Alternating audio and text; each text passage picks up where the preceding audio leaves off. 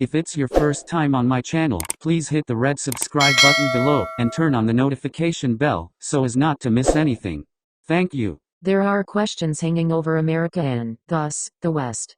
Will the man who tried to overturn the results of the presidential election in 2020, threatened to disband the world's most powerful military alliance and played footsie with Vladimir Putin, decide that he wants to run again? If so, can he be stopped?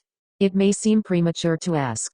But the first primary of 2024 is closer in time than the last general election, 94 weeks ago. And, despite his poor record in office and his unconscionable behavior after America's voters kicked him out, Donald Trump's grip on the Republican Party has strengthened. The thumping defeat of Liz Cheney in her Wyoming primary this week matters, because it robs Congress of a brave, principled conservative, and because it fits a pattern. Not all the candidates endorsed by Mr. Trump have won their primaries. But most of them have done so. Perhaps a greater sign of his influence is that many of the losing candidates sought his endorsement, too.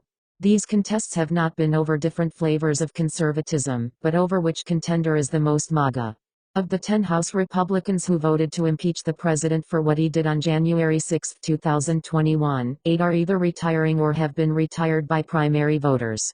At the same time, the party's nominees for key positions in some states' administration of elections are people who support Mr. Trump's dangerous claim that the vote in 2020 was stolen. Early polling on whom Republican voters want as their champion in 2024 suggests that about 50% of them say Mr. Trump.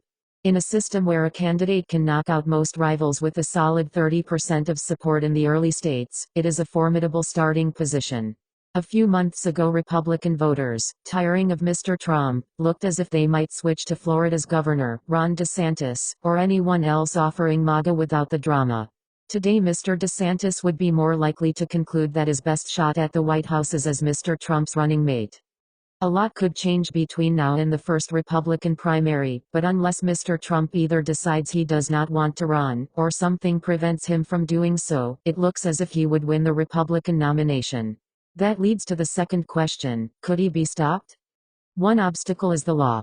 The most recent of the many investigations Mr. Trump faces was revealed when the FBI came knocking at Mar-a-Lago earlier this month. A lot remains unknown. The unsealed warrant says that the Department of Justice saw classified documents that Mr. Trump took from the White House. Once his investigation is complete, the Attorney General, Merrick Garland, may decide that the documents are safe and his work is done.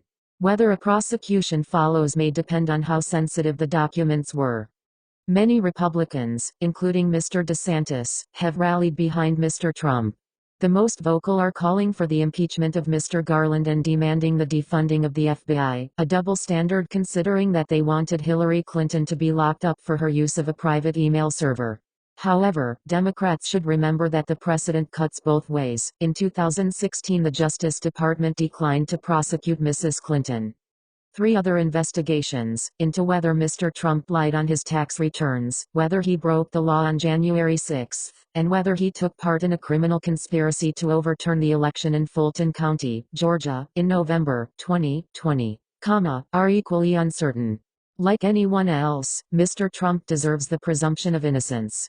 And his opponents should be wary of repeating old mistakes. At each turn they have hoped that something, anything, the Mueller investigation, the first impeachment trial, the second impeachment trial, would take him out of the picture. And yet here he is. In fact, these legal troubles increase the incentive for Mr. Trump to run. Out of politics, he is just a private citizen facing some prosecutions. For as long as he is a potential president, he is the head of a movement that won 74 votes last time round. At that point, Mr. Garland and others running the investigations would face an unenviable choice: either put a presidential candidate on trial or choose not to uphold the rule of law. Being on trial and even being convicted could fuel Mr. Trump's return.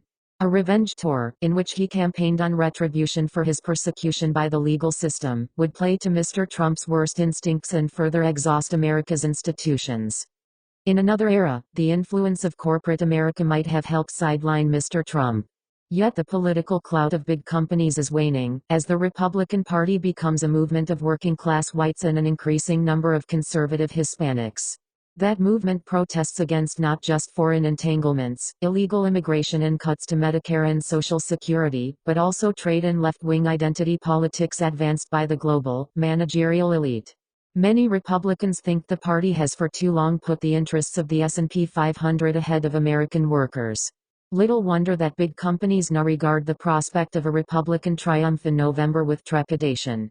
What remains of the Republican establishment acts like a government in exile, muttering about Mr. Trump's takeover, but lacking the means to reverse it. If neither his party nor the law will stop Mr. Trump, what can? Poetic Justice recommends a do-or-die run for the Oval Office by Ms. Cheney, in a bid to siphon off Republican voters who cannot bear to put a cross next to the name of a Democrat. If enough of them switched in red states in a close race, it could deny Mr. Trump victory in the Electoral College. Better would be to depend on the good sense of the American people. It is easy to forget that Mr. Trump loses elections. In the 4 years of his presidency, he lost his party both houses of Congress as well as the White House. Many voters understand that he is dangerous and undemocratic, and most do not want him back in office. The reason Mr. Trump campaigns so hard against the trustworthiness of the ballot box is that he knows the ballot box can defeat him.